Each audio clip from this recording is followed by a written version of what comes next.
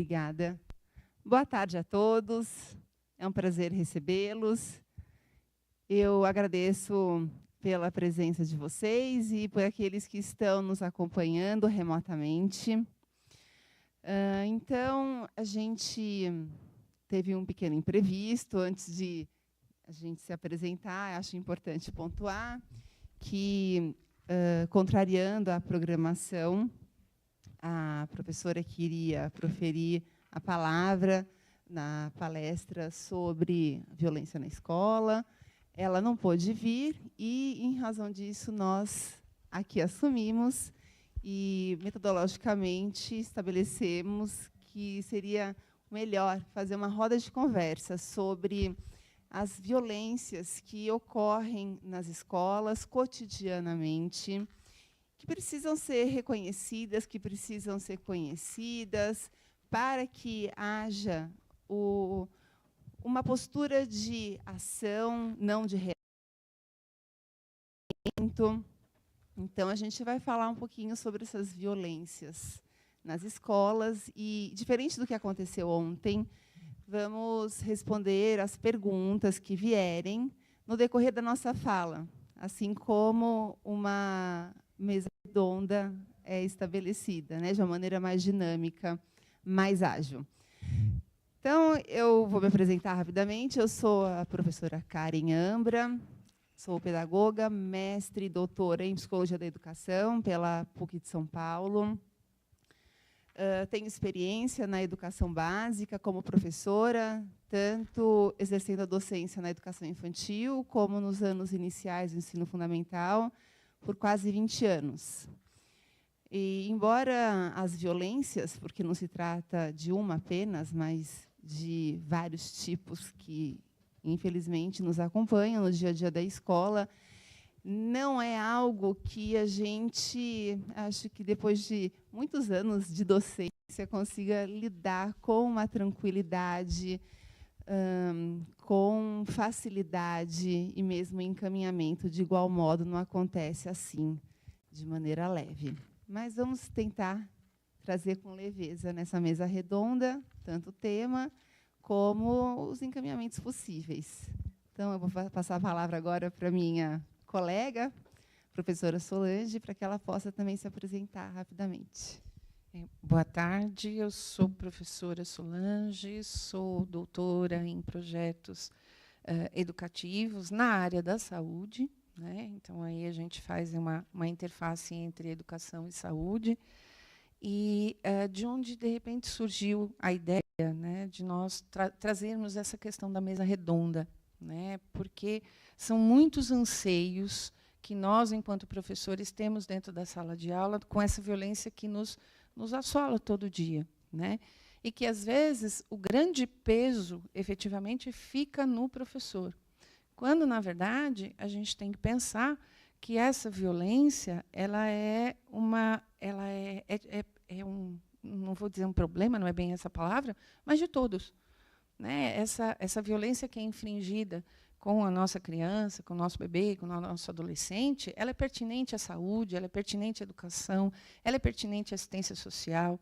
Então, a gente tem uma série, né? Por isso que a gente tem aí uma série de órgãos e de elementos que vão trabalhar em rede para que a gente possa efetivamente proteger essa criança. Aqui no Unify, eu sou coordenadora dos estágios das licenciaturas e eu coordeno a residência pedagógica, que foi a partir dessa residência pedagógica em que nós pensamos e nasce a ideia desse seminário, né? Então, quando nós pensamos na residência pedagógica, o que nós efetivamente ofereceríamos, né? Porque como funciona a questão da residência? E aí vocês vão ter uma palestra que vai explicar melhor isso, tá? É apresentado, as faculdades, centros universitários, universidades, elas apresentam um programa, né, uma proposta do que a gente se propõe a realizar dentro das escolas parceiras, né, e aí esses programas são avaliados pela CAPES e, efetivamente, alguns são contemplados. E, quando nós pensamos em fazer que projeto, o que nós ofereceríamos aqui, enquanto Centro Universitário Assunção, eu fui, tanto eu quanto porque, na verdade, eu coordeno os estágios de Pedagogia, História e Filosofia, então eu sentei junto com os coordenadores desses cursos e nós fomos percebendo que o que mais afligia as escolas eram essas questões relacionadas à violência, e violências em diferentes instâncias. Então, quando pensamos a residência pedagógica, então, nós pensamos em discutir, né, dentro das escolas, de que forma a gente poderia auxiliar no trabalho para a prevenção da violência. Né? Então, é daí que nasce a nossa residência pedagógica, que na sexta-feira o professor Valmir vai apresentar alguns trabalhos. Né? E aí, o que a gente pensou hoje? É discutir um pouquinho essas violências. Né? Porque, enquanto direito à criança, né? Então, vamos pensar, por exemplo, a criança tem direito a estar dentro da escola. E, muitas vezes, a gente vê que esse direito da criança é negligenciado. Então, por uma série de fatores, né, essa criança de 4, 5 anos que deveria estar dentro da escola, essa criança está sendo negligenciada. Né? Ela está sem o direito de frequentar a escola. Né? Então, a gente chama isso também de uma violência. É uma violência ao direito dessa criança de estar na escola, né? de compartilhar com os seus pares, na proposta do desenvolvimento. Então, são muitos fatores. E também a gente tem aqui no Centro Universitário Assunção um projeto que acontece aos sábados, qual eu também coordeno. E esse projeto a gente trabalha com as crianças com dificuldades de aprendizagem, ou seja, são aquelas crianças que estão à margem na sala de aula. Então, são crianças que, aos 12 anos, 13 anos, ainda não têm o domínio da leitura e da escrita. E eu não estou dizendo domínio do letramento, eu estou dizendo domínio de não conseguir codificar e decodificar palavras. Então, assim, isso, de certa forma, é uma violência que é infringida com essas crianças. Né? De ela não ter. E aí eu não estou nem sempre dizendo das crianças que vão ter algum transtorno. Então, vamos pensar num transtorno do espectro autismo, vamos pensar numa dislexia, dislalia ou qualquer coisa. Né? Às vezes são crianças que, efetivamente, não tiveram oportunidade, que ficaram fora da escola por algum motivo. Quando eu falo fora, eu não estou falando só fora de corpo. Às vezes, de um fora dentro. Né? De uma criança que não foi olhada, né? Que não foi trabalhada.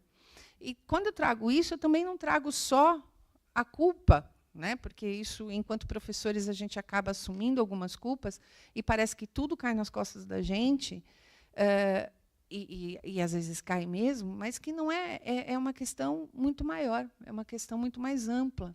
Né? Você precisa de uma série de parcerias com a família, né? De parcerias com o sistema de saúde para, de repente, auxiliar aquele momento ou aquele determinado problema e período que esse jovem, que essa criança, que esse adolescente tem passado. O projeto da residência pedagógica, no âmbito da pedagogia, que trabalha com a questão da formação, né, do 1º ao 5º ano, nós optamos, então, por trabalhar dentro das escolas para que a gente pudesse minimizar, né, essa questão da criança que ainda não tem não está ainda nesse momento desse acompanhamento, né, da sala de aula, e que a gente sabe que o professor vai ter 35, 40, né, e daí da gente poder auxiliar nesse processo de um processo de aceleração, né, de um processo de uma recuperação paralela, né, para que a gente pudesse diminuir, inclusive, as violências que essa criança sofre no espaço externo por não saber ler e escrever. Então, ele é burro, ele não serve para nada, eu não sei nem para que esse menino nasceu, né? Olha aí, não consegue nem aprender. Então, olha quantas violências psicológicas essa criança vem sofrendo por não conseguir ler e escrever. A gente tem um estudante aqui que faz parte do projeto do sábado, ele é um menino de 12 anos. Ele é um menino que não sorri.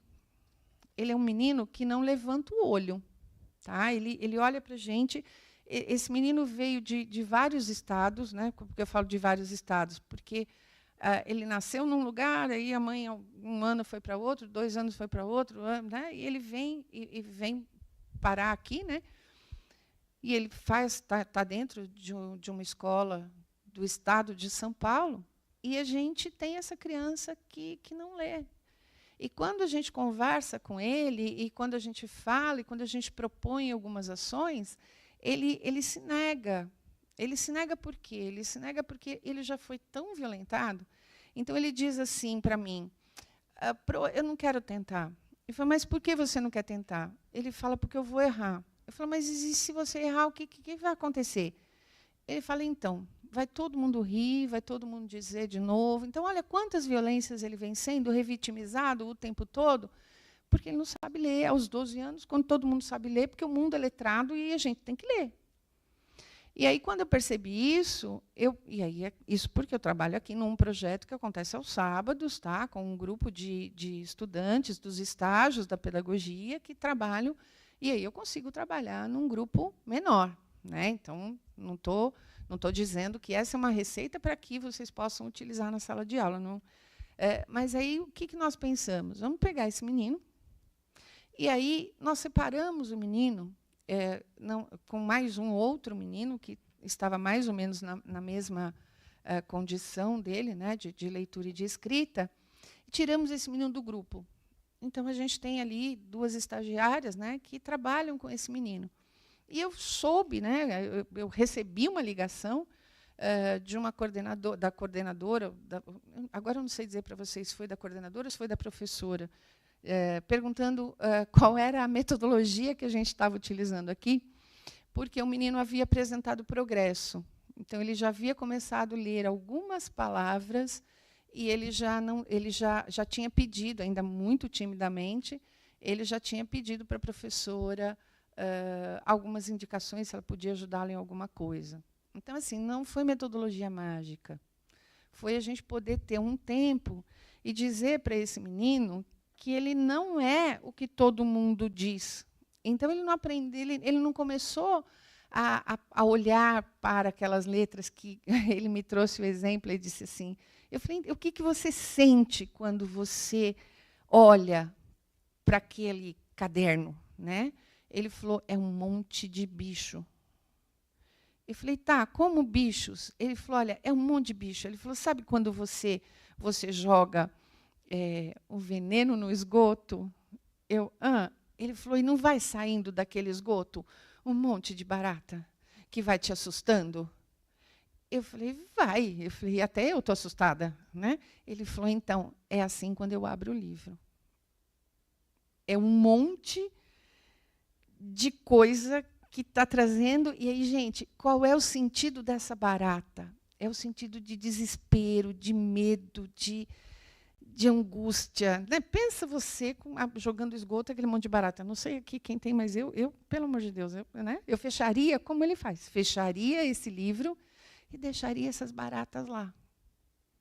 Então, quando a gente olha, e isso são ações pequenas, né, em que a gente nem se dá conta que são violências. Quanto que a gente tem ouvido hoje em dia com relação, isso, né, a gente chamaria aí de uma violência psicológica, que essa criança vem desde pequena, né, e a mãe traz que desde os 5 anos ele é considerado como burro, não acompanha. Mas pensa, ele não conseguiu ficar mais do que 1 ano numa cidade. O menino tem 12 anos, ele já passou por 8 cidades. Então, assim, ele não cria vínculo. Ele é sempre o cara estranho. Ele é aquele que chegou e a turma tira sarro. Né? A gente vai considerar a questão do bullying. Né? Ele sofre o tempo todo. Ele chega, então, num lugar que ninguém conhece, ele não conhece a história dele e ainda, por cima, não sabe ler. Então, o quanto de violência psicológica, do quanto de violência, de negligência mesmo. Né? E quando eu estou dizendo de negligência, a gente não tem que dizer negligência só a falta de comida, a falta de cuidado médico, mas essa negligência, esse abandono, né? Esse desamparo, é uma coisa triste. E ela acontece. Né? Então, quando a gente pensa nisso, no papel, né, da gente enquanto educador, às vezes a gente olhar, né, com esse olhar de dizer, porque esse menino não dá trabalho.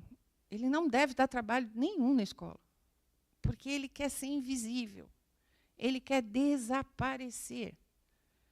Ele não vai dar trabalho. Né? Dentro dos 35, ele não vai dar trabalho. 40, né? Não sei quantas crianças tem dentro da sala de aula, ele não vai dar trabalho. Ele está lá para desaparecer. Então, quando a gente vem trazer a questão da violência, a gente discute muito a questão da violência física, a gente discute muito a questão da violência sexual, né? A gente discute bastante a questão da violência química, a gente discute muito pouco as outras violências, as violências institucionais. Porque, olha, por quantas instituições, e eu não estou dizendo só das instituições de escola, negligenciaram esse menino? Né? A saúde, a assistência social, a educação. Quantas pessoas negligenciaram esse menino nesses 12 anos em que ele está aí? E, assim, o que será que, de repente, né, ele vai... O quanto que ele vai suportar isso, né, porque ele não está sendo assistido, né, pela saúde, o quanto ele não vai acabar fazendo uma violência autoinfligida. Então, ele vai acabar, né, violentando mesmo. Então, por que a gente ouve tanto dessa questão principalmente os adolescentes, né, que se cortam, que buscam, né, se machucar, para que eles possam, de certa forma, com essa dor, ocultar outras dores. Né? Então, assim, é essa dor desse meu corpo que faz com que eu vá ocultar outras dores. Então, esse menino ele vai passar despercebido. Ele só vai ser percebido a hora que ele efetivamente fizer alguma coisa contra ele mesmo. Porque a única pessoa que ele culpa é ele. Porque a vida inteira ele ouviu que ele é burro, e ele internalizou que ele é burro. Então, uma hora ele vai querer resolver esse sofrimento com essa burrice. Né? Mas a gente tem outros, por exemplo, que dentro da escola, e aí quem é aqui da área da educação deve ter um caminhão desses meninos por dia, né? Que é aquele que derruba tudo, que quebra tudo, que arrebenta tudo. E que a gente diz assim, a gente tenta colocar um rótulo nesse menino. Né? A gente tenta dizer, olha, ele é agressivo, ele é psicopata, ele é Todd, Thea, ele é... Né? A gente tenta colocar ali, a gente tenta medicalizar, né, esse fracasso escolar. Então, quando a gente medicaliza, a gente vai botar alguma doença nesse garoto, vai dizer, ó, ele é doente, e aí, né, eu não consigo fazer nada por ele. E quando eu estou falando eu não consigo, eu não estou trazendo para o professor, tá? Porque esse menino não é só do professor. Esse menino é de um Estado. E quando estou falando de Estado, eu estou falando de um Estado maior. Né? Então, assim, eu vou olhar para esse menino e vou dizer, bom, ele tem um rótulo, e aí o rótulo me contenta. Depois, mais para frente, a gente vai ouvir esse sujeito aí nos jornais. Ou então eu tento, Colares fala bastante isso, né? Patologizar o fracasso escolar. Né? Quando a gente está falando de fracasso, não estou só dizendo ir bem ou ir mal na escola. Como que eu patologizo? Eu digo assim, então, esse menino não tem jeito. A mãe é separada. Esse menino não tem jeito. A família é desestruturada. Esse menino não tem jeito. A professora é uma doida. Né? Então, ou seja, a gente patologiza, a gente vai buscar questões que são sociais, questões que são de outros âmbitos, para dizer, olha, eu boto um rótulo, mas a culpa está sempre no sujeito. E o que eu faço por ele? Vamos olhar para ele, e quando às vezes a gente vai olhar para o entorno e vai olhar para esse adolescente, a gente diz, nossa, ele é bom, era para ser bem pior. Né? Então, assim, a gente tem aí famílias que efetivamente produzem algumas violências consecutivas a essa criança, e que são violências, né? Que são violências psicológicas, que são violências estruturais, que acontecem aos pouquinhos, devagarinho. E o que ele vai fazer? Ele vai reproduzir isso no nosso ambiente escolar. Ele vai, sim, ser agressivo, porque a vida é agressiva com ele. Ele vai, sim, ser... Né? Ele vai reagir de alguma forma. Então, Solange, tem receita? Não, não tem receita. Mas a gente também tem que olhar não é olhar para isso, que também seria uma violência da nossa parte, olhar para isso e colocar a culpa só nele. Né? O quanto que, de repente, a gente pode observar o porquê que essa criança está tão quieta, ou porquê que essa criança está tendo esse tipo de movimento. Né? Então, enquanto escola, né, a gente tem percebido que parece que, ultimamente, a coisa está né, multiplicada. Aí, né? A gente tem aí uma série de questões que a gente vê todo santo dia e se repetirem. Então, que violências são essas? Né? Então, dentro daí do processo de desenvolvimento desses meninos, dessas crianças, desses adolescentes, por quais momentos de violência ele vem passando? Adolescente, então, hoje tem a questão, o que antes, né, na minha época, e eu sou quase que perto do Cortella, que veio ontem, né? Eu sou aí estudante da década de... Estou na escola na década de 68, um período bom, né? Em que, de repente, a gente era chamado de... Eu brinco com os meninos, né? Eu conto a história de Dona Cacilda, isso nos anos de 1969. Ela fez uma prova relâmpago, e foi realmente uma prova que, efetivamente, acabou com a minha vida. Né? E eu venho de uma família de muitos irmãos, né, e barulhenta, tal, e na minha casa ouvia-se o Zebétio, né, não sei nem se vocês fazem ideia do que é isso, era um programa de rádio, ele dizia, joga água nele, dona, vai trabalhar, vagabundo. Estou em 1969, tá? E aí tinha um asno que ficava lá, em não sei o quê, e eu ia para a escola, e todo dia ele tocava alvarengue, ranchinho, alvarengue, ranchinho, alvarengue, ranchinho. E eu ia para a escola, e minha mãe botando a gente para a escola, e a irmã mais velha que leva mais nova, aquela coisa. Né? E eu cheguei, Dona Cacilda resolveu fazer uma prova relâmpago de história. E ela faz a pergunta, quem são os Inconfidentes Mineiros? E eu escrevo alvarenga e ranchinho. Né? Hoje em dia, eu seria...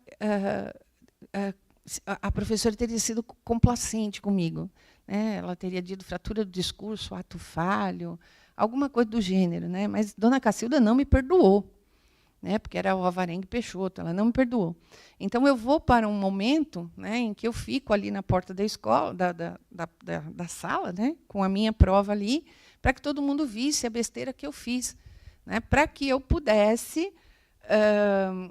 não repetir isso, né? Vamos voltando lá para a década de 68, né? Para eu não repetir aquilo. Então, a punição significa você não repetir o seu erro, e ela serve de exemplo para que os outros também não repitam. Né? Então, e eu virei professora. Né? Eu virei professora porque eu tinha para mim que eu tinha que ser professora, porque eu ia ser diferente. Né? Naquela cabeça de criança dos seus 8 anos de idade, né? 9 anos, eu ia ser professora porque eu ia ser diferente de Dona Cacilda. Né? Mas, assim, o quanto que, de repente, essa marca, né, num período em que poderia, mas o quanto que, de repente, essa marca ainda está, assim, sabe, escondido, violado em algumas práticas, em algumas falas que a gente tem todo dia. E o que isso pode fazer com essa criança? Então, na minha época, o bullying era rir, falar, olha lá, 4 olhos, não sei o quê. Não que isso fosse construtivo, não é isso. Mas ele ficava ali. Em qual ambiente? O ambiente da minha sala de aula. Dos meus 40 coleguinhas, e, no máximo, uma outra meia dúzia ali que ficou sabendo. Hoje, uma ação feita, por exemplo, comigo, com Dona Cacilda, ela vai para a rede social. Então, eu não vou ser a Solange burra, né? E aí eu estou pondo bem entre aspas, tá, gente? É uma fala bem... Eu não vou ser a Solange burra do terceiro A. Eu sou Solange burra para 20 milhões de pessoas, para 50 milhões de pessoas. Né? E a mesma coisa, essas questões, né, que aí vem o cyberbullying. Então, essas questões relacionadas dessa violência contra a questão das etnias, né, racismo. Olha quantas coisas a gente tem nos nossos jovens e nos nossos adolescentes que ainda não estão maturamente, né, com uma maturação, preparados para enfrentar isso. E eles estão aí. Né? Então, a gente tem aí um movimento, né, bastante duro, porque e nós, professores? O que a gente consegue fazer com tudo isso? Como que a gente consegue lidar com tudo isso? De verdade, minha gente, a gente tem que tentar parcerias. A nossa única solução são parcerias. Parcerias com a própria escola, parcerias com as famílias. Né? E aí você fala, mas essa mãe é a mãe que ela pode ser nesse momento que ela sabe ser. Não adianta a gente jogar algumas culpas para ela. Mas a gente também tem que ajudar essa mãe a dizer assim, né? É isso que você pode ser nesse momento, mas isso que você pode ser nesse momento não está bom. Como é que a gente pode te ajudar para você tentar melhorar? Porque tem algumas que nos ajudam, tem outras que, né, acaba ficando um pouco pior na nossa vida. Saúde, porque muitos vão precisar de um acompanhamento da saúde. Gente, hoje a gente tem uma assistência social muito forte, a gente tem uma série de núcleos de proteção.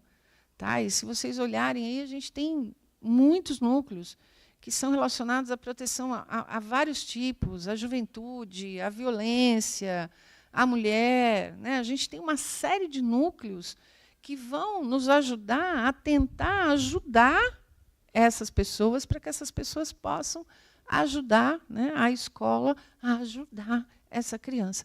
Mas isso é uma coisa que, né, vai de lá para cá e de cá para lá. E não importa a porta de entrada. Então, de repente, a assistência social reparou que, olha, sei lá, numa visita, eu não sei como é que chama, né, eu fui lá e percebi isso. Então, vamos ver como é que a escola pode me ajudar. O que você reparou aqui, escola, e que a gente pode fazer essa interface? Então, em uma série de movimentos nossos, enquanto professor, a gente precisa, né, pensar em parcerias. Né? E foi nessa linha que nós construímos a residência pedagógica do Centro Universitário Assunção, pensando em fazer uma parceria com as escolas para que a gente pudesse trazer, né, dentro da nossa experiência, né, dos nossas expertises, dos nossos conhecimentos, como que a gente poderia, de repente, contribuir com as escolas para que a gente pudesse minimizar essas questões de violência. Então, a residência nasce mais ou menos por aí. Tem alguma pergunta? Tem várias perguntas, mais perguntas do que respostas e soluções.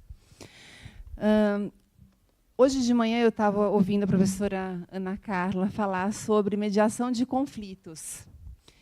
E um aspecto que ela ressaltou foi uma característica que é fundamental e é um divisor de águas para como se lida com a violência. É a autoestima e a autoconfiança. Então, eu estou falando isso, fazendo o gancho, a partir do que disse a Solange, apontando o quanto que, muitas vezes, o sujeito é culpabilizado do seu próprio fracasso e ele é revitimizado na medida que não avança e, com isso, acaba sendo vítima de violência. Eu acho importante a gente parar agora e pensar um pouco qual que é o papel do outro na construção do eu. Como essas relações intrapessoais precisam ser estabelecidas de maneira saudável para que as relações interpessoais sejam saudáveis, né? Para que o sujeito tenha o direito a uma vida plena, de conquistas, de realizações. Então, de que maneira o outro vai contribuir ou vai prejudicar nesta construção do sujeito? Então, vamos falar rapidamente um pouquinho sobre essa formação pessoal, né? Então, da onde que surge essa ideia, então, de que a pessoa tem uma boa autoestima e tem autoconfiança, né? Isso surge das relações estabelecidas com o outro. Então, como? Quando o bebê nasce, ele não existe para si, ele não sabe da própria vida, ele não tem a consciência de que ele nasceu, né?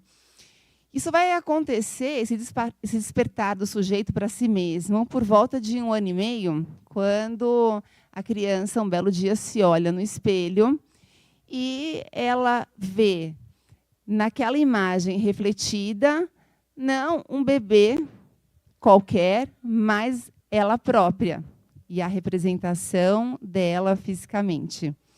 E aí eu sempre falo, isso é interessante, que quando você tem um experimento que se faz com uma criança pequenininha, de 1 ano e meio, mais ou menos, antes, um pouquinho até, para saber se ela já tem essa consciência da sua vida. E consiste em você colocar a criança na frente do espelho, pintar com uma bolinha colorida a testa dela, com tinta guache, enfim. E se a criança toca no espelho, isso significa que ela reconhece aquela imagem, ela é familiar, porque olhando no espelho, ela já olhou várias vezes, então ela consegue reconhecer, mas vê alguma coisa estranha naquela imagem, que não é ela, mas é o reflexo que ela vê. Ela associa que aquela imagem é ela própria quando ela coloca o dedo naquela marca feita no próprio rosto. Então, ela sabe que aquele corpo, visto no espelho, é ela mesma. Então, é aí que começa a construção do sujeito e a construção da identidade, da autoestima e da autoconfiança. Então, inicialmente, o sujeito ele estabelece o que a gente chama de eu físico, que é a percepção de si mesmo mentalmente, que é a representação do esquema corporal. E essa visão de quem sou eu, de como eu estou constituído, de quais são as minhas características, vão ganhando nuances mais complexas, na medida em que o outro vai fornecendo algumas informações para esse bebê, para essa criança. E diz para a criança o quanto que ela é capaz, o quanto que ela desenha bem, o quanto que ela é capaz de aprender. Então, essas informações obtidas nas relações interpessoais vão impactar nas relações estabelecidas do sujeito consigo mesmo, ou seja, nas relações intrapessoais. Né? E essa relação do sujeito consigo mesmo dá um salto qualitativo muito grande e acaba produzindo muitos problemas já no início da adolescência. Por que isso acontece? Porque lá atrás, quando o bebê se reconheceu no espelho, naquela imagem memorizada, com as características que ele via no espelho e depois ele percebeu que eram dele, né, do próprio bebê, vão mudar muito no início da adolescência. Então, aquela criança, de repente, fica um pré-adolescente magro demais, ou com sobrepeso, ou o cabelo muda a textura, ela se vê diferente com relação à sua dentição, à textura da sua pele. E isso provoca um turbilhão de acontecimentos psicológicos e um conjunto de dúvidas a respeito de quem é aquele sujeito, então, que não mais é reconhecido no espelho. Então, isso faz com que ela fique mais exposta ainda para o outro e para a opinião dos seus colegas, principalmente. Né? Mas, assim, só fechando essa história, então, da autoestima e do autoconceito, da autoconfiança, a percepção que a pessoa vai ter de si mesma está relacionado com o que falam dela, mas não necessariamente no apontamento daquilo que ela sabe que é dela, mas na atribuição de um qualificador positivo ou negativo.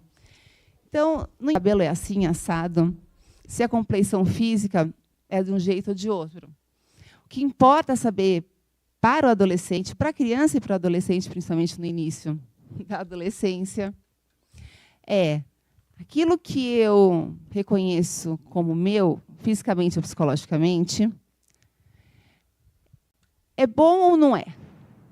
Vai depender do que dirão para mim. Na adolescência começa o que a gente chama de idade das gangues. Então, o que os colegas falam, o que os pares dizem, de maneira edificante ou destrutiva, vai impactar a criança. Para a mesma característica. Nossa, mas você é tão lento, você é tão devagar, quase parando. E falar isso de jeito pejorativo carrega para dentro do sujeito uma sensação de que, nossa, eu tenho uma questão, uma característica que não é apreciada pelo outro. Ao mesmo tempo que se falam, fazendo uso dessa característica, lançando mão dessa característica. Nossa, você é tão calmo, né? Você é tão sereno, tão tranquilo. É a mesma característica falada de um outro modo e que vai impactar aquela pessoa.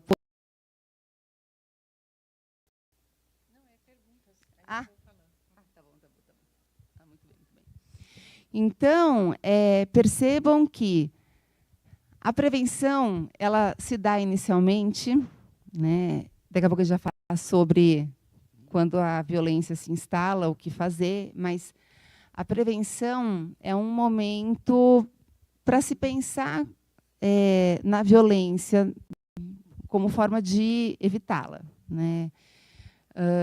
Então, se a gente conseguir estimular o desenvolvimento saudável, se a gente entender um pouquinho sobre o desenvolvimento humano, se a gente cuidar daquilo que diz e de como se comporta com o outro, certamente o espaço para a violência vai perdendo força, vai se diluindo. Então, essa é a conclusão de tudo que eu estou falando, e fazendo gancho lá da palestra da Ana Carla, sobre essa importância da autoestima, da autoconfiança. Quando o sujeito tem a autoestima preservada, então, vamos lá, a autoestima não tem a ver, embora eu tenha falado bastante sobre as características físicas, não tem a ver com as características físicas, né, como nas redes sociais se valoriza demais. Tem a ver com um pacote, um kit que é muito abrangente, é muito completo, né? E que, para o sujeito, né, se estabelece inicialmente como autoconceito. Então, a autoestima não é só o quanto que eu me valorizo, mas, inicialmente, é o que eu conheço a meu respeito, como eu sou, do que eu gosto, no que eu tenho facilidade, no que eu preciso me aperfeiçoar, quais são as minhas potencialidades, quais são as minhas falhas, quais são os meus sonhos. Então, esse olhar para si, que passa, então, pelo olhar do outro, como eu já falei, é o primeiro passo para a construção da autoestima. É ali que mora o que a gente chama de autoconceito, que é reconhecer como eu me defino, né, com todas as minhas características, com tudo aquilo que é físico e psicológico. Dito isto, e dado esse primeiro momento, é que vem, posteriormente, essa ideia da autoestima, né? Aquilo que eu tenho, eu valorizo. O que eu tenho é capaz de me fazer dar conta dos desafios que a vida impõe, e vai impor na escola, por exemplo. Né? Uma autoestima preservada, ela está relacionada à autoconfiança. E a autoconfiança há um posicionamento para não ser violento, para estar bem consigo mesmo, e porque se está bem consigo mesmo, e com o outro, porque o outro também o constituiu, eu sigo em frente numa vida plena e realizada. Mas, se essa construção da identidade, em algum momento, começa a degringolar e acontecer de uma maneira tóxica em que o sujeito reconhece características que não contam com qualificadores positivos, que levam a uma baixa autoestima, que levam a uma autoconfiança também prejudicada. Isso pode gerar comportamentos violentos lá na frente. Mas não só isso. O ser invisível tem muito a ver com essa autoestima rebaixada. Eu só quero ser invisível quando que me informar de maneira positiva sobre mim e não vai contribuir de maneira construtiva para as minhas relações intrapessoais. Então, eu quero sumir, porque o outro impacta muito na minha vida, mas eu não quero que isso aconteça, então eu quero desaparecer. E esse desaparecimento, essa invisibilidade, né, que se dá por essa falta de autoestima, de autoconfiança, também acaba levando a uma falta de posicionamento quando é ele alvo da violência. Então, a gente tem, por um lado, aquele que com a autoestima rebaixada pode vir a cometer violências, e a gente pode, com sujeitos que têm autoestima rebaixada e autoconfiança de igual modo, fragilizada, ter a situação em que o sujeito não se posiciona. Ele quase que suporta, porque é como se ele merecesse aquilo que é infligido a ele. Não é isso? Só uma coisa. Você falou de um fator importante, né, que é da afetividade, que é do vínculo, nos vínculos emocionais, para que o sujeito se construa, se fortaleça, possa se posicionar frente à violência e não cometa a violência, né? E a gente tem, acho que é importante também citar, um projeto aqui na instituição, que é o de apadrinhamento afetivo, ligado aos cursos de Direito, Serviço Social e Pedagogia. E, neste projeto, eu, professora Alessandra, que é a pró-reitora de graduação, e o professor Alessandro, que é o vice-reitor, recebemos candidatos a padrinhos e a madrinhas, né, padrinhos afetivos, para crianças que estão abrigadas, estão em serviço de acolhimento, mas que têm chance remota de adoção. E esse projeto, ele tem por objetivo garantir, ou pelo menos se aproximar da garantia do direito do convívio à família, de a criança e adolescente ter o convívio familiar, as referências do outro, o apoio, né? Então, nós tivemos, por exemplo, uma madrinha, professora aposentada na área de língua portuguesa, que percebeu que o seu afilhado, já adolescente, eu não sei se ele não lia, não escrevia, ou ele lia e escrevia mal, mas, de um jeito ou de outro, a entrada dela na vida dele fez uma diferença enorme. Primeiro, pelo estabelecimento de vínculo afetivo. Depois, porque esse menino passou a ser olhado. E ele começou a gostar de ser olhado, mesmo nas suas fragilidades. E aí, esta madrinha afetiva, no fim, passou a investir um esforço, energia e tempo para que esse menino fosse resgatado, né, na escola, num processo de escolarização que já estava deficitário e que fez toda a diferença, então, para a constituição da autoestima dele e para que ele prosseguisse na sua vida escolar. E imagino eu o quanto que isso não vai reverberar de forma positiva para o futuro, né? Eu acho que seria bom você falar um pouco, Solange, em que instâncias a violência pode acontecer dentro da escola, porque a gente fala da criança, adolescente, que, claro, muitas vezes é alvo dessa violência, mas que outros atores dentro da escola podem também, eventualmente, ser alvo de violência, além de serem eles próprios atores, né? Aqueles que são sujeitos que impõem essa violência. A violência ela acontece dentro da escola em todos os âmbitos, não é só com a criança, né? A violência acontece também, uma violência entre os próprios adultos, entre os pares, os professores, né, de gestão para professor, de professor para professor. Então, efetivamente, a violência ela está, né, e até veio uma pergunta aqui, veio uma fala, na verdade, né, que a violência está além dos muros da escola. Ela é um problema da sociedade. Então, a gente, o tempo todo, né, e se a gente pensar nos professores, a gente tem aí um grande número de professores adoecidos.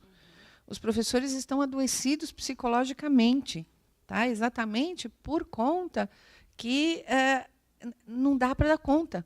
Né? Então, veio uma pergunta, na verdade, né? E aí a gente pensando na questão da roda de conversa, a gente tem algumas coisas aqui que dá para participar. Né? Então, foi trazido, né? Por exemplo, por que não inserem a assistência social, né, na questão do Estado?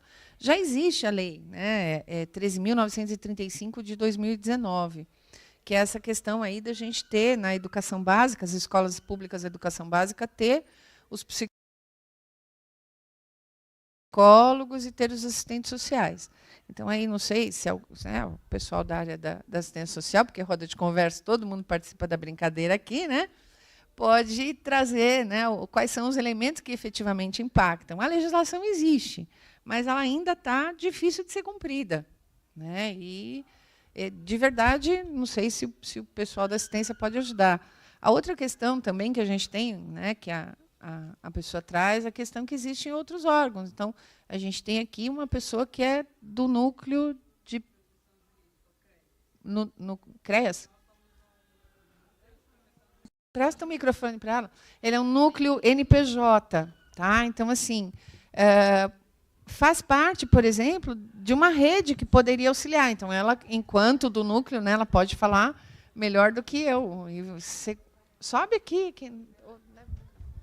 É uma roda de conversa, tá? Então, a metodologia deste encontro é uma roda de conversa. Então, roda de conversa é intencionalmente mesmo para a gente poder trocar as experiências, né? O meu lugar de fala e o seu lugar de fala. Então, vem cá aí de conversar aqui, contar.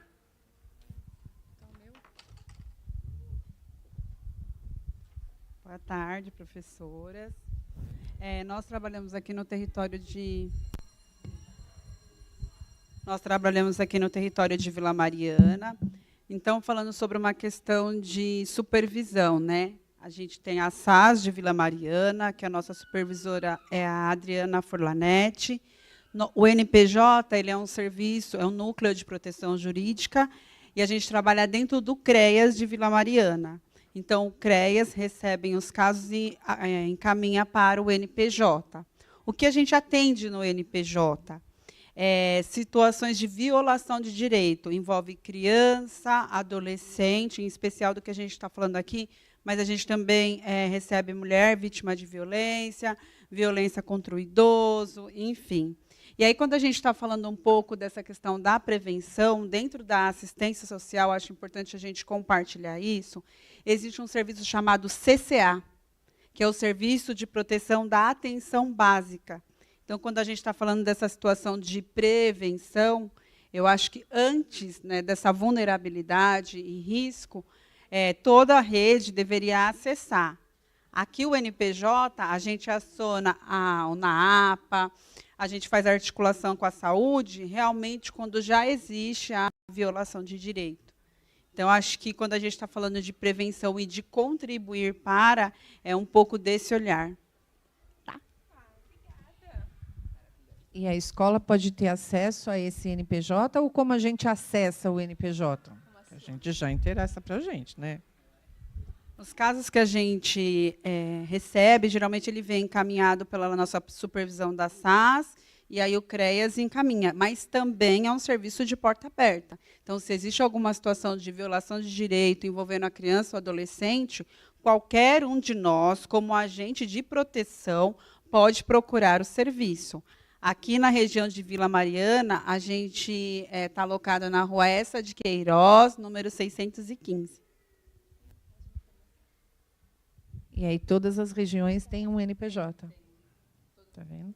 E aí eu não sei para o pessoal que está distante, né? Em outros estados, isso também tem, porque é federal?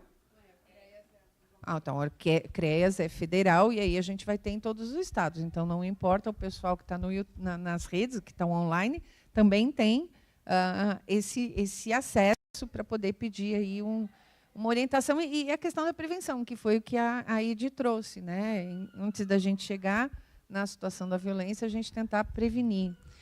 Chegou aqui uma pergunta super interessante. Diz assim: o abandono emocional da própria família é um tipo de violência? Depois, falta a orientação familiar e a questão da permissividade. Então, primeiro, o abandono emocional é uma violência. Por quê? A gente pode usar como sinônimo de abandono familiar alguns termos que estão previstos, inclusive, na legislação. Negligência, omissão. E não está previsto na legislação esse termo que eu vou dizer agora, que é a desresponsabilização do adulto sobre a criança, né?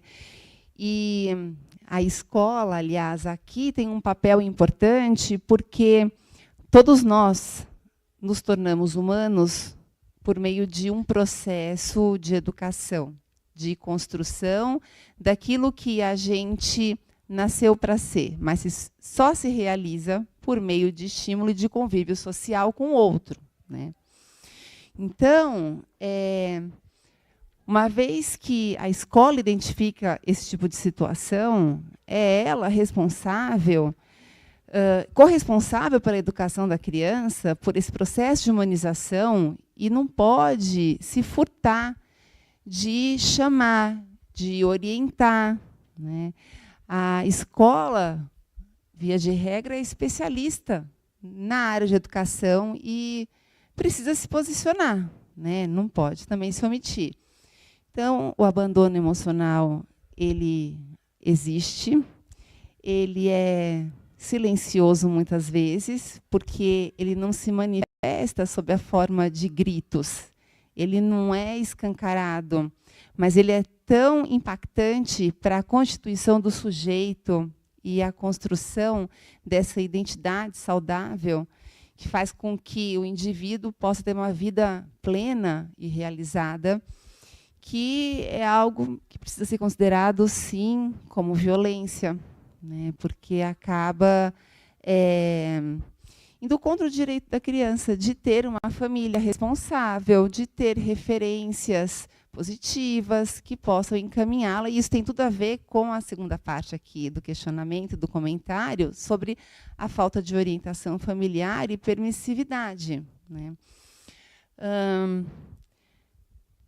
Esse é um grande debate na escola, né? Fala-se muito da indisciplina. E a indisciplina, ela não tem a sua origem só nos anos finais do ensino fundamental, só no ensino médio, em se tratando de adolescentes. A gente começa a perceber, às vezes, posturas de desafio, autoridade, falta de uso de termos de cortesia que socializam o sujeito, do tipo, por favor, bom dia, boa tarde, obrigada, né? Então, isso tem muito a ver com o abandono emocional, claro, com essa desresponsabilidade sobre a condução educativa do processo de humanização do sujeito, né, daquela criança. Eu sempre gosto de pontuar, tendo sido professora na educação básica por tantos anos, o quanto que as regras, por mais que alguns pais, não porque abandonam, mas acabam abandonando, têm medo de impor as regras, têm medo de falar sobre combinados, normas, regras, práticas de conduta ética saudável. Dá trabalho, né? Dá muito trabalho. Dá muito trabalho. Por quê? Por que dá trabalho? Então, vamos lá. Porque, a depender do crescimento da criança, cognitivamente, o desenvolvimento avança e se aperfeiçoa. Até os 2 anos, mais ou menos, a criança não entende o porquê que ela não pode fazer algo se ela está com vontade. Ela quer comer o bolo de chocolate antes do jantar, então não faz o menor sentido que ela não coma. Então, é dito que a criança, nesse período, é amoral, não imoral. Ela não vai contra a moral, mas ela não entende o sentido da regra, do porquê que ela tem que obedecer.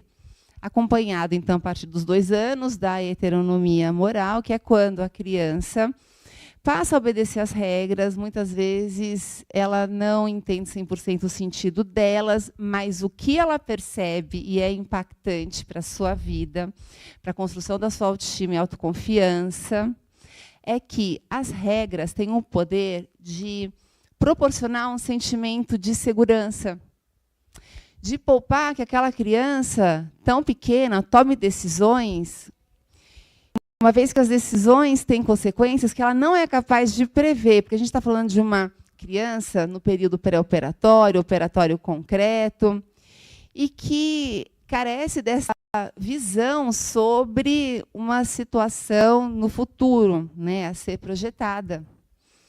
E aí ela vai protegida pelas regras, pelas referências que as regras dão, agindo, às vezes até desafiando certas regras, mas sabendo que ela está desafiando e até testando até onde ela pode ir e o quanto que isso pode impactá-la negativamente ou não. E, na verdade, sempre é, né? E, então, assim, no último estágio, a gente tem a constituição da autonomia moral, quando a criança, então, já entende o porquê das regras, sabe que estamos nós não a serviço das regras para obedecê-las, mas elas são instrumentos sociais que garantem um convívio mais justo e mais harmônico, e que faz com que nós possamos interagir de uma maneira saudável, não violenta.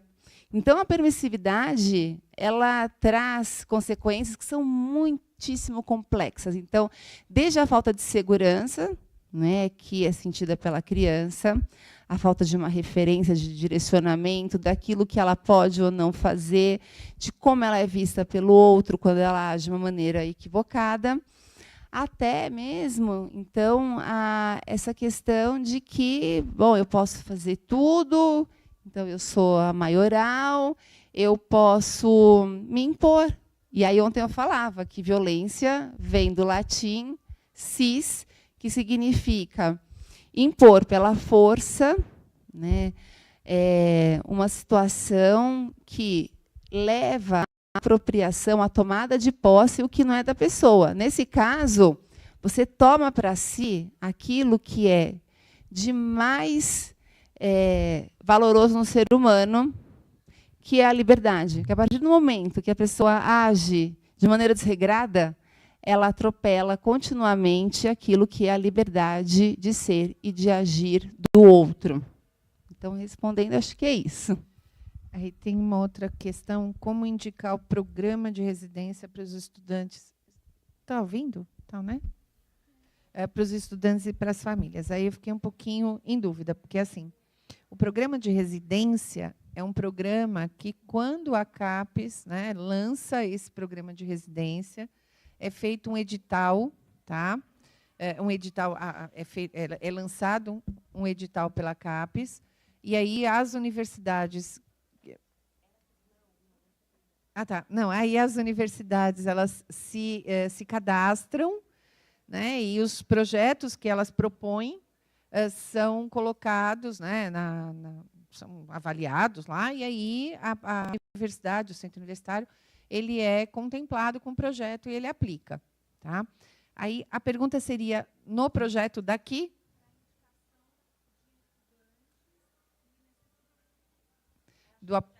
Do projeto daqui, do Unify. Esse eu posso falar com grande propriedade. É porque o da residência aí já não depende da gente. A gente monta um projeto, manda para a CAPES. A CAPES diz sim, não, você vai, você não vai, né? Com alguns critérios, lógico, que eles têm.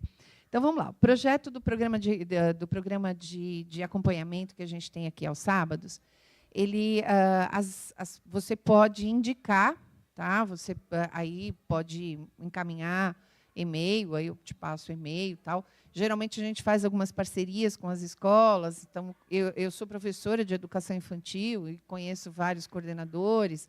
Eu tenho vários alunos, né? Então, a gente vai trazendo alguns casos. e a gente faz aí o cadastro da criança, a criança frequenta aqui aos sábados.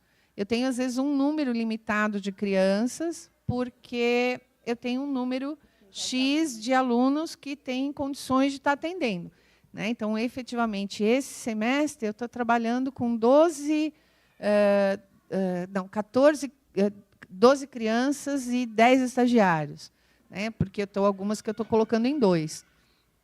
Ele vai, essa versão vai até 8 agora, vai até 6 de junho, 8 de junho, que é o primeiro sábado de junho.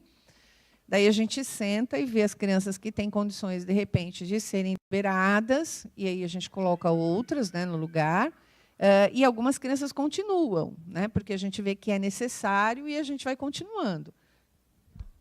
Oi? Gratuito. Gratuito. A única coisa, ele acontece das 9 ao meio-dia, tá? A gente aqui faz as próprias estagiárias, elas fazem, inclusive, a gente faz a sondagem, aqui a gente está pensando agora em estabelecer uma parceria junto com a psicopedagogia, que há tempos atrás já acontecia, tá? Mas aí veio a pandemia, quebrou algumas coisas, e da gente tentar até, quando tem o CEOP, né, que é o Centro de Aperfeiçoamento Psicopedagógico, de encaminhar, às vezes, para um atendimento. Daí a gente vai buscando parcerias de algumas alunas que a gente tem aqui, que são, né, da rede, tem serviço social, saúde e tal. A gente vai tentando ajudar esses meninos até encaixar alguns elementos. Mas, no dia, nós vamos fechar agora dia 8, né? A gente até faz um lanchinho coletivo com eles, porque alguns a gente impacta. Eu tenho um menino que está sumido aí há 3 semanas, eu fui atrás do menino e eu descobri assim, a mãe não traz porque ela tem que pagar a condução para ela e para o menino. Né? Então, assim, às vezes aí descobrimos então que tinham crianças que ficavam numa situação complicada porque não tinham dinheiro para comer aqui. São 3 horas, então a gente começou a trabalhar na questão de um lanche aí coletivo, né? Aí a gente tem alguns, mas depois eu te passo o meu e-mail e aí você me dá contato, a gente conversa, não tem problema nenhum, a gente inscreve, porque agosto agora eu vou estar refazendo aí a leva do projeto. Diga. Tem... Será que eu consigo cair em rede nacional? Obrigada, viu, Karen, por ter respondido. Não, tenho vergonha. A pergunta sobre o abandono emocional foi o que mandei. Muito obrigada por ter respondido. Só um complemento que eu gostaria que você pudesse comentar também, quando eu falei sobre a questão da orientação familiar que precisa existir e a permissividade, no que se relaciona também pelas crianças, porque nós trabalhamos como orientadoras educacionais e percebemos com recorrência que eles têm tido acesso a conteúdos muito inadequados. E, assim, para nós parece que isso também é um tipo de violência, porque, na medida em que a criança tem acesso a conteúdos do cunho sexual ou até de violência física, né, e depois acaba reproduzindo isso num contexto escolar, para nós também parece ser um tipo de violência. Só para complementar, se você puder comentar um pouquinho também. Obrigada.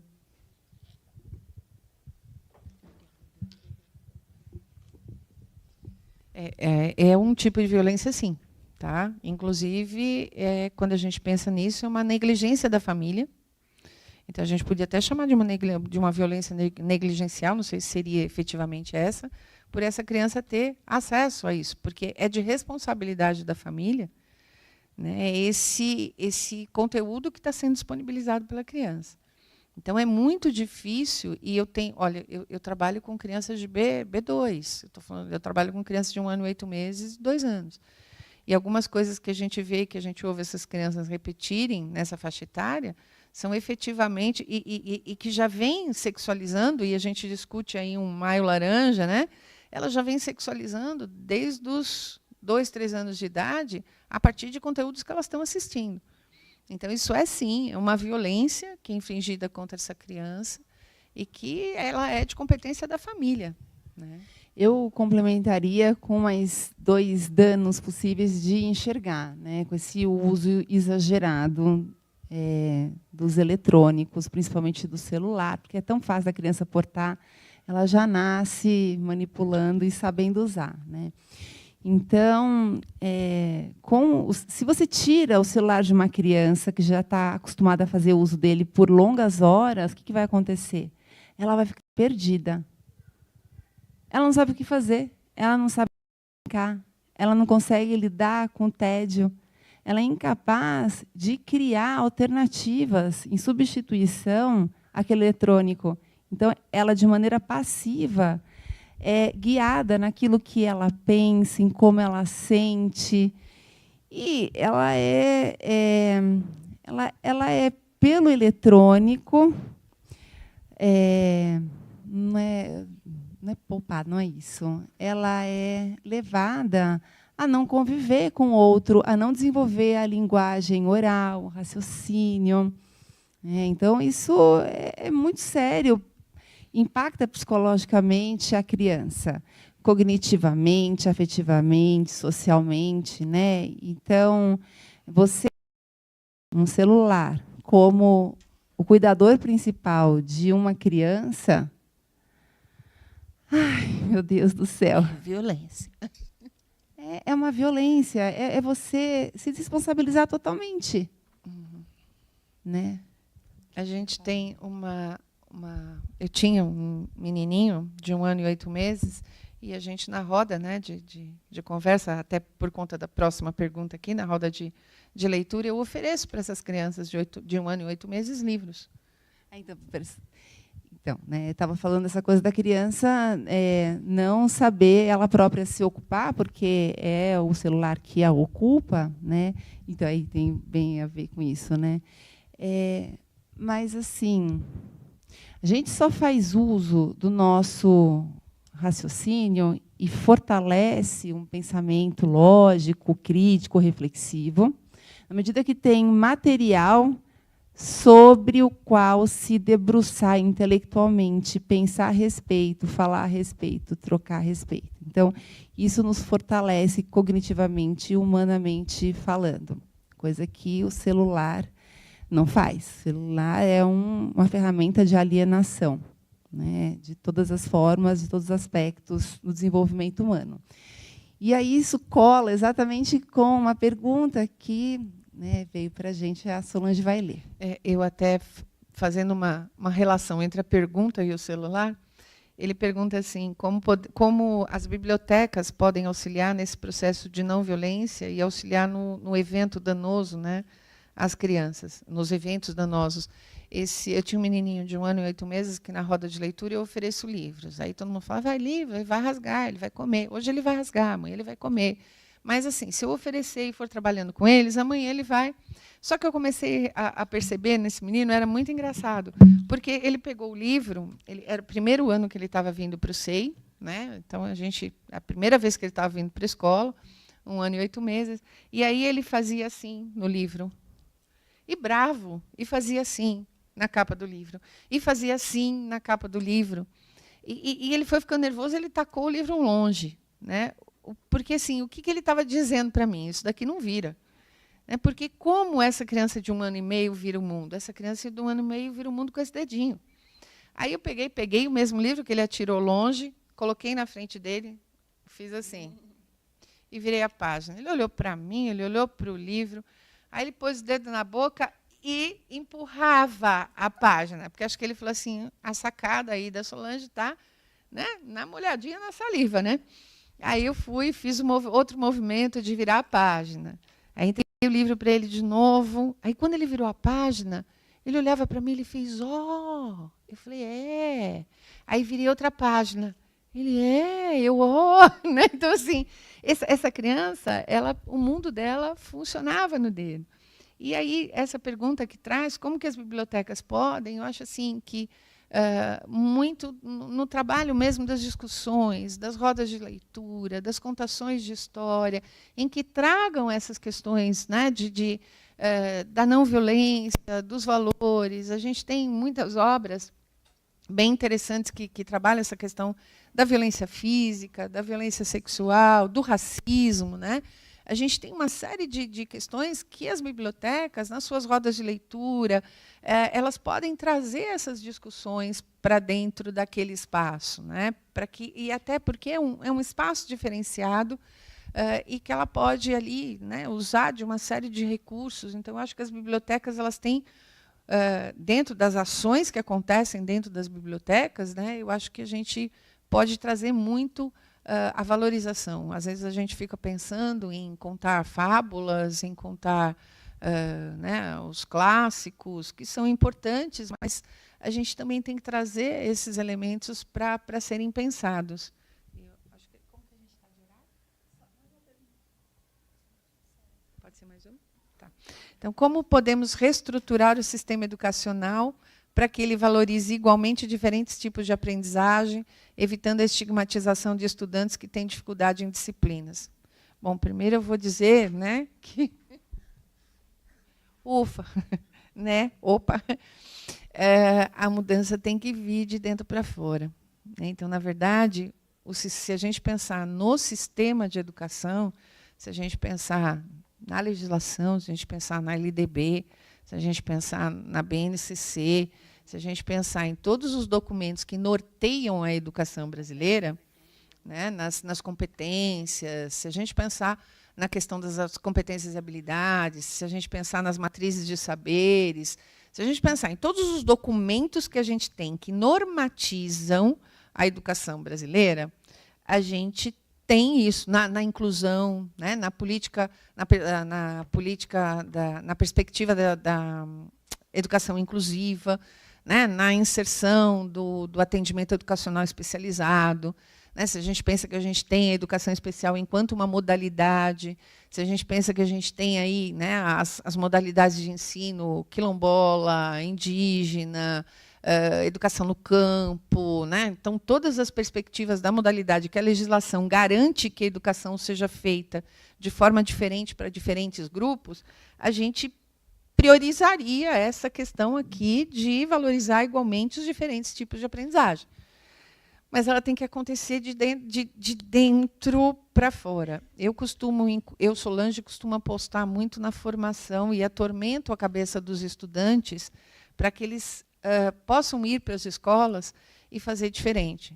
E quando eles vêm resmungar dos estágios, porque eles resmungam muito das 400 horas de estágio, quando eles vêm resmungar dos estágios, eu digo, então, o estágio é exatamente para você dizer que professor eu quero ser, que professor eu não quero ser, o que eu posso fazer diferente nessa escola que está aí. Né? Então, eu penso com a cara incompleta.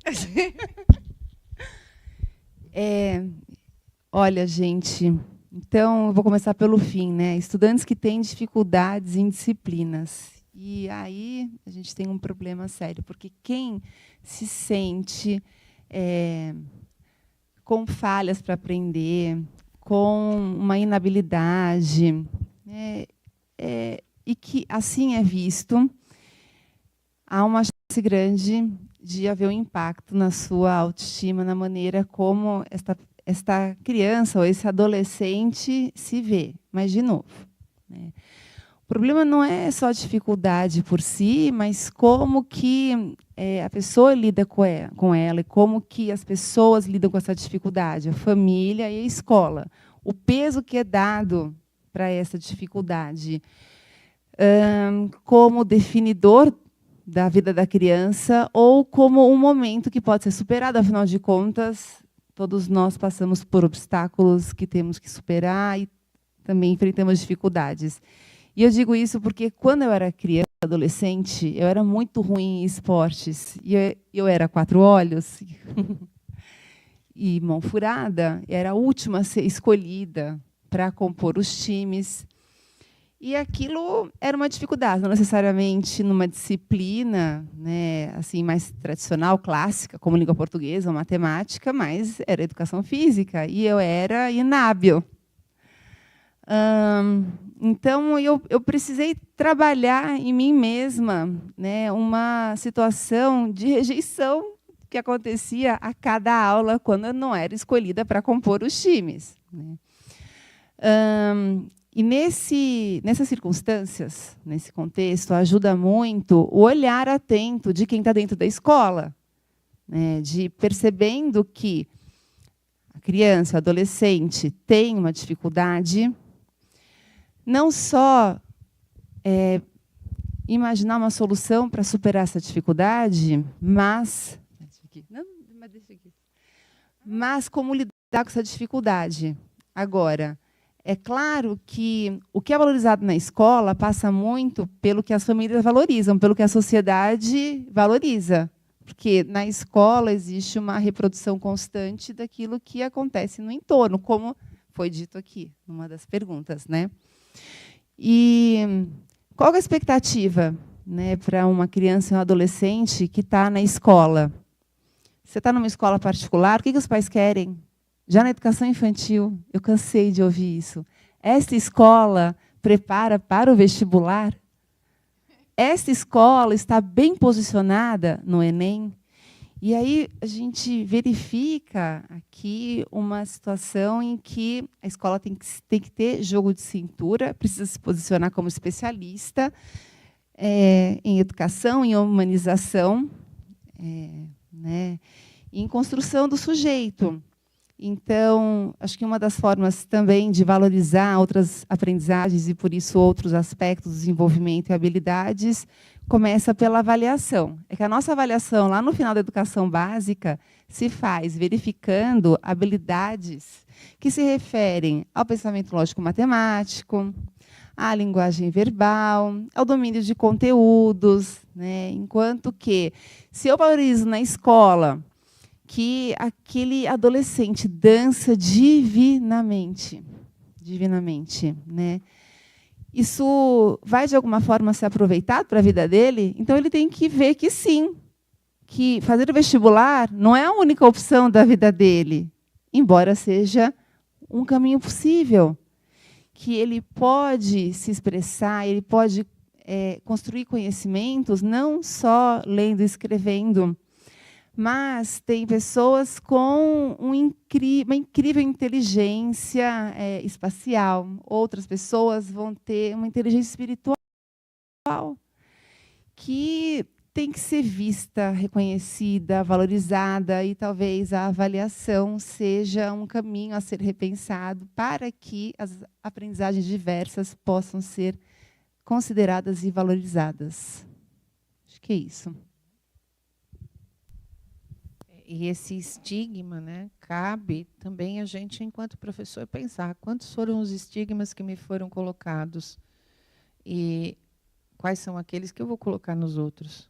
Né? Então, dentro do que, de repente, né, que ele pergunta como que a gente pode evitar a estigmatização desse sujeito, né, desse que tem uma dificuldade em uma disciplina. Simples, a gente não coloca ele em evidência. E a gente pode trabalhar, de repente, com pares, com multiplicadores, com determinadas ações, sem efetivamente a gente colocar aquela plaquinha. Este é e Todd, esse é Ted, esse é Tid, esse é Tug, esse é mão furada, esse é quatro olhos, né? Então, é mais ou menos isso. Acho que a gente estourou o tempo. Tranquilo. Bom, eu vou aproveitar e quebrar um pouco o protocolo, porque eu não sou da área de pedagogia, mas eu muito aprendi com as professoras aqui da nossa instituição, e eu tenho orgulho disso, nas salas dos professores, em reuniões. E aproveitando, eu estava pesquisando como o tema foi abordado, abandono afetivo. Os tribunais de justiça no Brasil não são decisões unânimes, mas muitas decisões nos tribunais de justiça do Brasil vêm condenando pai ou mãe que promove o abandono afetivo à indenização por dano moral. Eu tenho aqui um trecho que eu acho muito bacana. O abandono afetivo é passível de indenização por danos morais em razão da inobservância dos deveres e obrigações íncitos ao exercício da parentalidade e da violação aos princípios do melhor interesse da criança e do adolescente e da dignidade da pessoa humana, capazes de gerar traumas, lesões ou prejuízos psíquicos a indivíduo em fase de desenvolvimento. Nesse processo especificamente, foi considerado que a ofensa à integridade psíquica suportada pelo filho pelo abandono parental é presumido em face do contexto fático. Em outros termos, o abandono do pai ao filho que cresce sem a figura paterna gera presunção de dor psíquica sofrida. A obrigação dos pais cuidarem dos filhos é dever que independe de prova ou do resultado causal da ação ou da omissão. Condenação em R$30 mil em novembro de 2023. Então, é um tema que não é... Os tribunais têm divergências quanto ao entendimento, mas é um tema que vem crescendo muito no Brasil, né? E um outro dado que eu me lembrei quando se perguntava sobre o excesso de utilização de celular, todo tipo de eletrônico, essa parnafernália que existe hoje nas escolas, né? Acho que talvez um problema seria uma redução de 30% a 40% no número de fraturas ósseas das crianças. Então, aparentemente, pode ser algo interessante. Falar, nossa, que bacana, as crianças estão se machucando menos. Sim, porque estão brincando menos, estão se desenvolvendo menos fisicamente e ficando muito mais dependente desses aparelhos, né? Então, com isso eu agradeço muito, parabenizo as palestrantes, professora Solange, professora Karen, e encerramos aqui essa roda de conversa. Logo, logo estaremos com mais uma palestra. Uma boa noite a todos. Obrigada, gente.